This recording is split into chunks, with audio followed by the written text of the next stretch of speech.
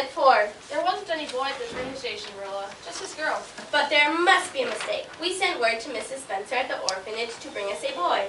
Well, she didn't. She brought her, and I couldn't very well leave her at the station, mistake or not. Well, this is a pretty state of affairs.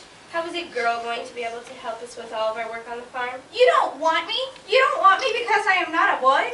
I might have expected it. Nobody ever did want me. I should have known this was all too good to last.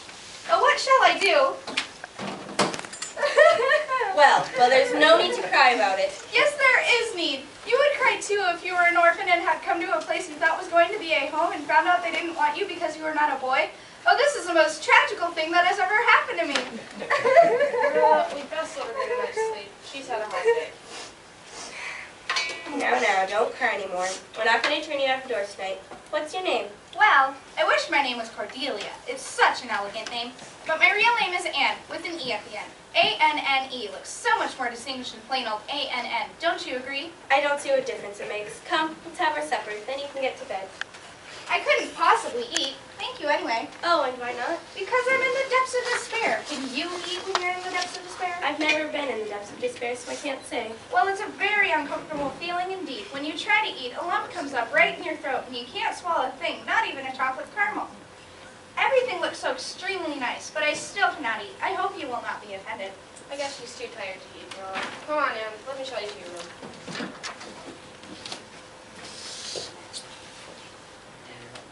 Good night, Ed. I can't bear say good night when I'm sure it's the worst night I've ever had. Well, Matthew, this is a pretty state of affairs. Whoops. Oh. Well, Matthew, this is a pretty kettle of fish. How is a girl going to be able to help us with all of our work on the farm? Oh. Ugh. Okay. Well, Matthew, this is a pretty kettle of fish. The girl will have to be sent back to the orphanage, of course. Well, yes, I suppose so. You suppose so? You don't know it? Well, she's a nice little thing, Marilla. Matthew Cuthbert, you don't mean to say we ought to keep her. We need a boy to help us with all of our work on the farm. What good would she be to us? Well, we might be some good to her, Marilla. You see as plain that you want to let her stay. Well, it does seem kind of a pity to send her back to the orphanage when she's so set on staying. She's quite an interesting little girl, Marilla. You should have heard her talk coming home from the station. Oh, she can talk. All right, but talk is... I can hire a boy to help out on the farm, Marilla. Well,